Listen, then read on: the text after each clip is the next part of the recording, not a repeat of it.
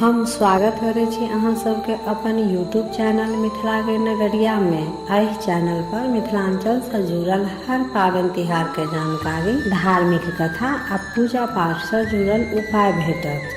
अगर एहि सबके जानकारी चाहे छी तो चैनल के सब्सक्राइब कर लिया आ नोटिफिकेशन सेहो ऑन कर लिया, ताकि हम कोनो नया वीडियो डालब तो सबसे पहले पहुंचत अहाँ तक। आइ के एहि वीडियो में हम जितिया व्रत के पहिल कथा जितवाहनक जन्म के कथा सुनाब। तो चलू आउ कथा सुनू। एकटा गाँव में एकटा गरीब ब्राह्मण छलथि। हुनका एकटा बेटी छलनि। हुनकर नाम मसवासी रहनि। ओ बच्चे से पूजा पाठ में लागल रहैत छलथि। जब ओ विवाह योग्य भेलखिन तऽ विवाह नहि केलखिन। कुछ दिन बाद ब्राह्मण के मृत्यु भऽ गेलनि। आब मसवासी असगरे भऽ गेलखिन तो ओ गाँव के बाहर एकटा कुटिया बना कऽ रहऽ लगलखिन आ अपन पूरा समय पूजा पाठ भजन कीर्तन में गुजारऽ लगलखिन आ संगे एकटा दासी सेहो राखि लेलखिन। ओ दासी हुनका पूजा पाठ में मदद करै छलनि। मसवासी के कोनो पुरुष सँ कोनो वास्ता नहि रहनि। ओ सती भऽ गेल रहथिन जे आब हम विवाह नहि करब। भादो के महीना रहे, दिन राति खूब पानि पड़े, रौदा के कतौ दरस नहीं रहे। एहन समय में चौड़चन पाबनि आबि गेल। आब गाँव के सब लोग सब कहे जे ई चौड़चन पाबनि केना हेतै। लोग सब केना गहूम धोते सुखेते अबेते, किनको कुछ नहीं फुराइन। तो गाँव के कुछ लोग सब बाजे लागल जे मसवासी तो सतवादी छथिन, ओ जे कहथिन तो रौदा उगि जेतै आ रौदा जे भऽ जैते तो सब केओ के पाबनि बड़ नीक से भऽ जैते। मसवासी के ई बात दासी आबि कऽ कहलखिन जे मसवासी नगर के लोग सब ई बात सब बजै अछि। मसवासी कहै छथिन से केना हेतै। हम जे भगवान के कहबनि तऽ ओ किया रौद उगेथिन। हम कोनो बड़का सत्यवादी छी से तऽ बात नहीं छै। ते पर दासी कहै छथिन जे मसवासी एक बेर सूर्य भगवान के कहि कऽ देखियौ ने। हम जे भगवान के कहबनि तऽ ओ किया रौद उगेथिन। हम कोनो बड़का सत्यवादी तऽ नहीं छी। तै पर दासी कहै छथिन मसवासी एक बेर सूर्य भगवान के कहियौ न जे रौदा उगा देथिन, से नगर के सब केओ के नीक से पाबनि भऽ जैतै। सूर्य भगवान के कुछ मानता कऽ दियौन आ कहियौन जे रौदा उगा देथिन। से आब बड़ पानि पड़ि गेल। सब केओ के एहि बरसातक पानि सँ मोन अजिया गेलनि। मसवासी कहलखिन ठीक अछि, एक बेर सूर्य भगवान के कहि कऽ देखै छियनि। दोसर दिन मसवासी पूजा पाठ कऽ कऽ जखन सूर्य भगवान के जल देबऽ लगलखिन तऽ ओ सूर्य भगवान के कहै छथिन भगवान आब पानि बड्ड पड़ि गेल, से आब अहाँ रौद दियौ जैसे नगरक लोक नीक जकाँ पाबनि कऽ सकता। दासी कहने छलखिन जे कुछ मानता कऽ देबनि। मसवासी के कुछ नहि फुरेलनि। ओ सूर्य देवता से कहै छथिन जे अगर अहाँ रौदा उगा देबै तऽ हम अहाँ संगे विवाह कऽ लेब। सूर्य भगवान से बात सुनते एकदम सौंसे रौदा उगा देलखिन। एकदम मेघ साफ भऽ गेलै, बरसात भेनाइ बंद भऽ गेलै। नगर के सब केओ बड़ नीक पाबनि केलथि। नगर के सब केओ पाबनि कऽ कऽ अपन अपन घर में सुखी सँ खुश भऽ कऽ रहऽ लगलथि। परंतु मसवासी जे वचन सूर्य भगवान के देने छलखिन से आब हुनका होइ छलनि जे भगवान के वचन जे दऽ देलहुँ एकरा तऽ आब पूरा करे के समय आबि गेल। आ हम तऽ धर्मवती छी, सत्यवती छी, से हम कोनो पुरुष सँ वास्ता नहि रखलहुँ। आब सूर्य भगवान तऽ अपन वचन निभेलथि, आब तऽ हमर वचन के बेर अछि। हरदम से बात हिनका दिमाग में चलैत रहनि। तैसे ओ हरदम ओ डरायल रहथिन जे कखनो भगवान चलि औता आ हमरा एहि बात के डर अछि जे कहता विवाह करऽ तब तऽ हमर सत्य भंग भऽ जायत। हम जे अपना आप में वचन रखने छी जे हम विवाह नहीं करब, से तऽ आब हमर सबटा वचन नष्ट भऽ जायत। एहि डर सँ ओ खेनाइ पिनाइ छोड़ने रहथि। एक दिन मसवासी के अपना आभास भेलनि जे भऽ सकैया आइ कहीं भगवान औता। ओहि राति अपन कुटियाके खूब नीप पोति कऽ खूब बढ़िआँसँ फूल धूप दीपसँ सजा देलखिन आ आँगनमे हुनका पैर धोबऽ लए पानि राखि देलखिन। हुनका लए खूब बढ़िआँसँ बिस्तर सजा कऽ सेहो राखि देलखिन आ मसवासी अपन दासी सङ्गे जङ्गलमे नुका गेलखिन आ ओतऽसँ अपन कुटियाके देखै छलखिन। कनि राति बीतल, आधा राति जब भेल तऽ भगवान मसवासीके कुटियामे अयलथि। भगवान देखै छथि हमर स्वागतमे कुटिया खूब सजाओल गेल अछि। खुशी खुशी ओ आँगन गेलथि। आँगनमे पैर धोब कऽ जल राखल रहनि, ओहिसँ पैर धो लेलखिन आ घरमे गेलथि तऽ बिस्तर खूब सजाओल छलनि। ओहिपर बैसि लेथि आ आवाज दै छथिन, मसवासी मसवासी कतऽ छी? अहाँ जे वचन देने रहौं पूरा करैके समय आबि गेल, आब पूरा करू। ओ सोचै छलथि भऽ सकैत अछि कतहु गेल हेती, चलि एती। अहिना करैत करैत सारा राति बीत गेल आ आब ई भोर होयवला अछि, तैयो मसवासी नहि अयलथि। मसवासी कतऽ छथिन? भगवानके मसवासीके इंतजार करैत करैत जब मसवासी नहीं एलखिन तऽ भगवान बुझि गेलखिन जे मसवासी आब नहीं औती। हमरासँ ओ झूठ बजलथि। ओ कुटियासँ बाहर निकलि कऽ कुटियाके कोनटा पर पेशाब कऽ देलखिन आ चलि गेलखिन। मसवासी देखलखिन जे भगवान आब चलि गेलथि तऽ हुनका प्राणमे प्राण अयलनि जे आब भगवानसँ पीछा छूटल। आब ओ चलि गेला आ आब ओ जब बुझि गेलथि जे मसवासी हमरा सङ्गे विवाह नहि करत तऽ हमर तिरस्कार करै अछि तऽ आब ओ नहि औता। ओ आब निश्चिंत भऽ गेली। जखन ओ कुटियामे गेलथि तऽ देखै छथिन जे कुटियाके कोनटा पर बड़ नीक गेनहारीके साग अछि। ओ दासीसँ कहै छथिन, दासी कतेक दिनसँ भगवानके चक्करमे नीक जकाँ खेलौं ने, हरदम मोनमे डर लागल रहए जे भगवान कखन चलि औता। एहिसँ नीक जकाँ खेनाइयो नहि खाइ छलहुँ। से देखू एतऽ कतेक नीक साग अछि, एहि सागके नीक जकाँ बनाउ आ इएह खायब। से देखू एतऽ कतेक नीक साग अछि, एहि सागके नीक जकाँ बनाउ, इएह खायब। दासी अपन सागके काटि कऽ बना कऽ देलखिन।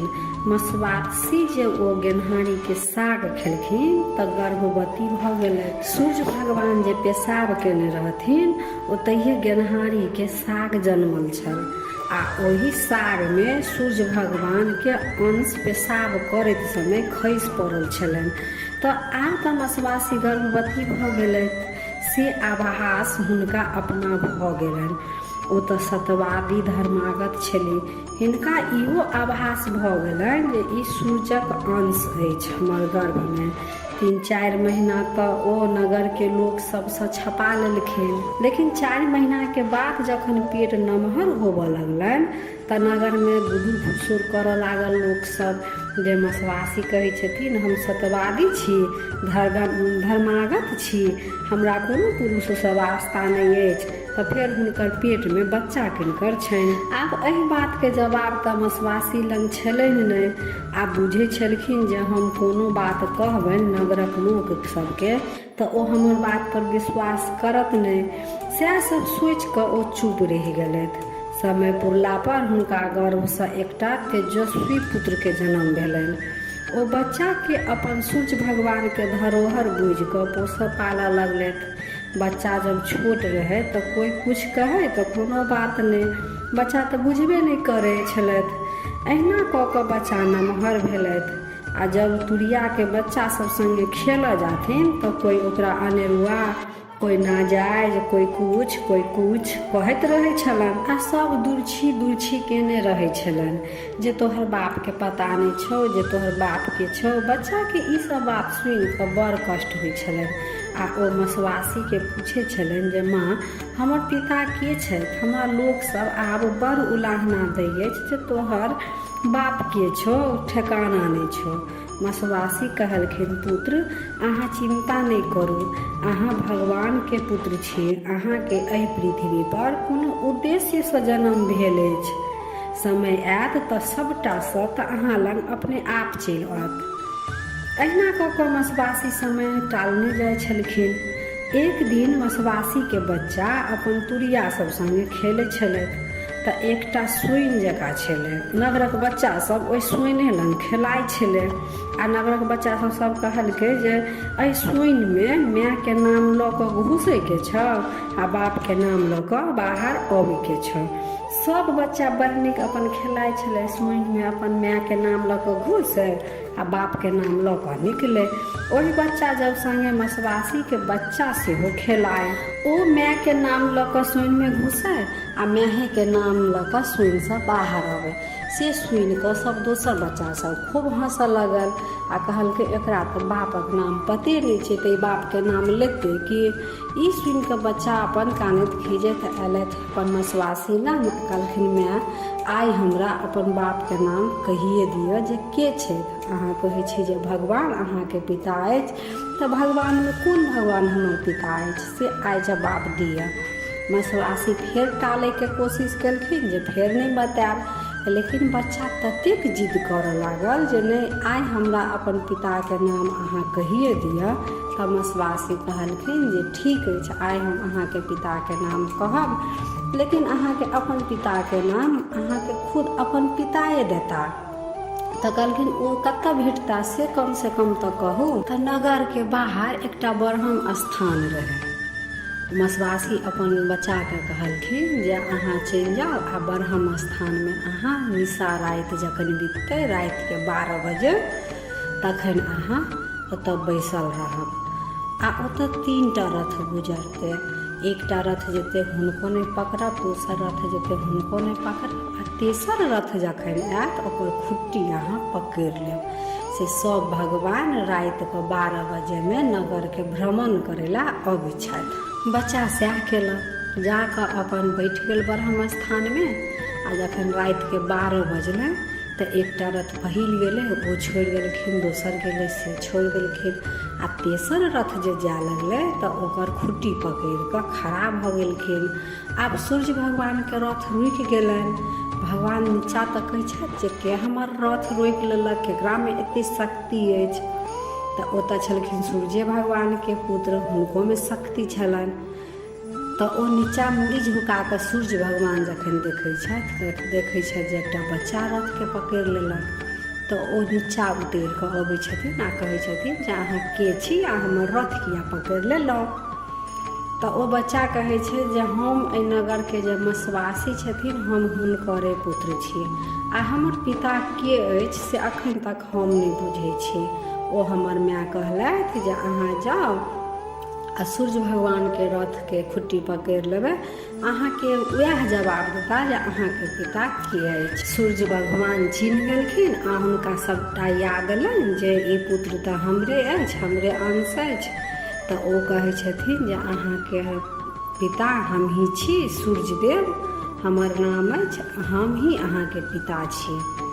तऽ ओ बच्चा कहै छै ठीक अछि, अहाँ जे हमर पिता छी से बात केना मानत नगरके लोक सब, तऽ हमरा बड़ नाजायज, कोई अनेरुआ, कोई कुछ कहै अछि। सूर्य भगवान कहै छथिन हम ही अहाँके पिता छी आ ओ सारा वृत्तांत अपन पुत्रके सुना दै छथिन जे मसवासीके गर्भमे केना हुनकर जन्म होइ छनि। सूर्य भगवान कहै छथिन अहाँ एहि पृथ्वी पर रहि कऽ लोक सबके कल्याण करब। बच्चाके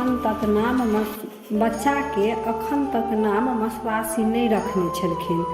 सूर्य भगवान कहलखिन आइसँ अहाँके नाम जीमुतवाहन रहत। एहि नामके अर्थ भेल जे मरल लोकके जीवित करब, वएह भेल चितवाहन।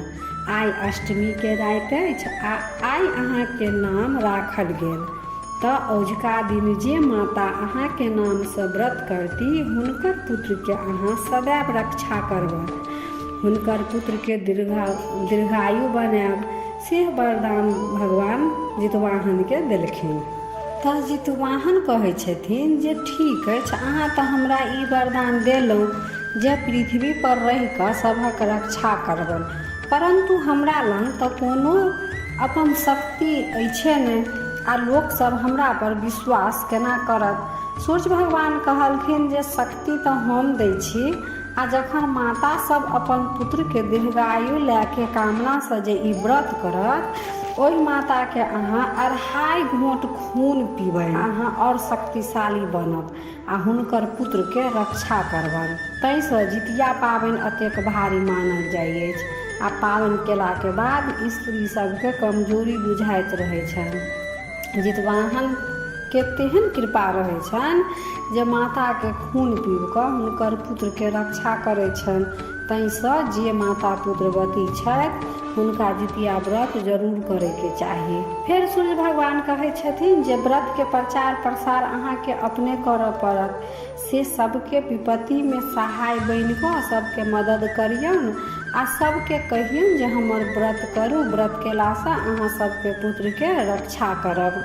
आब अहाँके माय के एहि पृथ्वी पर समय पूरा भऽ गेलनि से हुनका हम अपना संगे स्वर्ग लोक लऽ कऽ चलि जेबनि आ अहाँ अपन पृथ्वी पर रहि कऽ सभक कल्याण करब।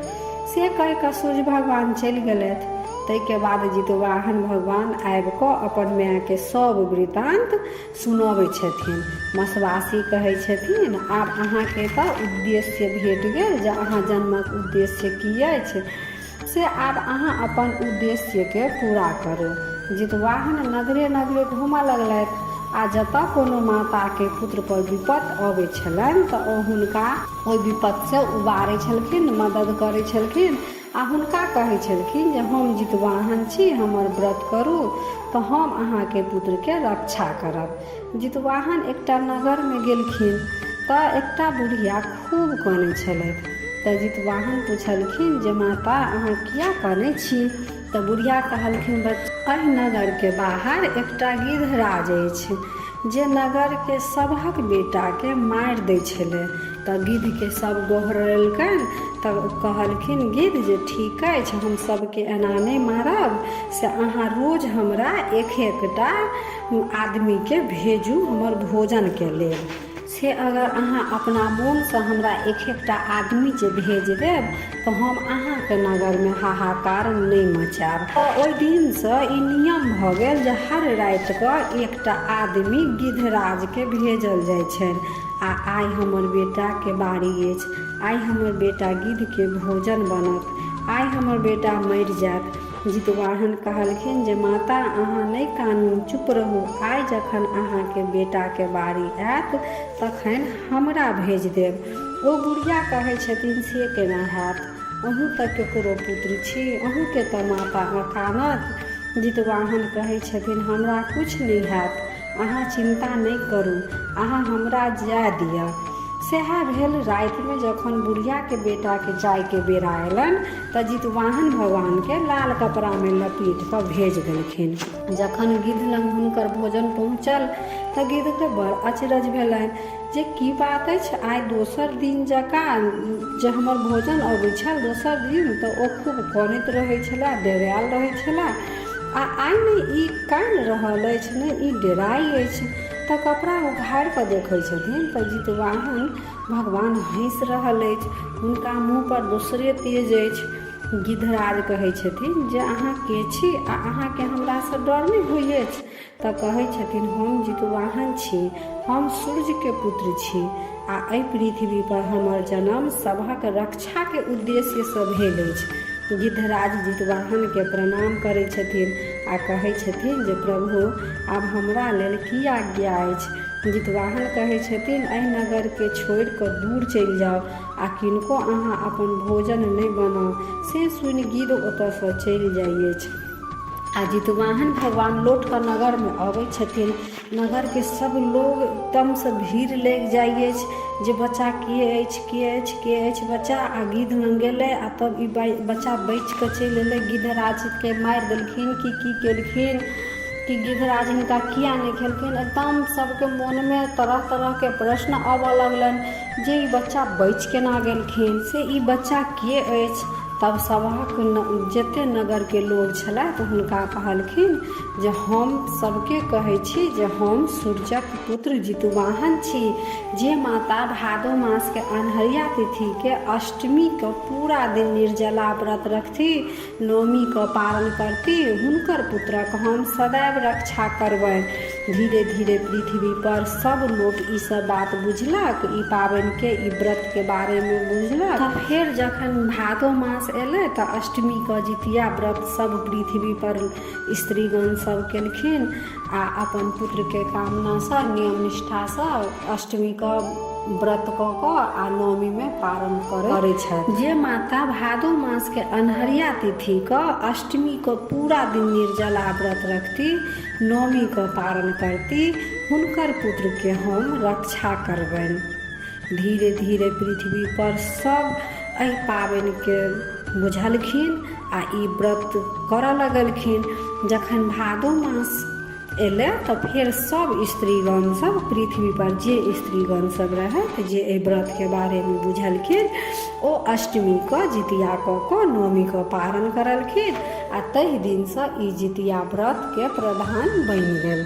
तऽ ई छल जितिया व्रत के जीतू महान जन्मक कथा। तो वीडियो केहन लागल, नीक लागल तो लाइक शेयर सब्सक्राइब कऽ मैथिली भाषा के सपोर्ट करो। हर हर महादेव।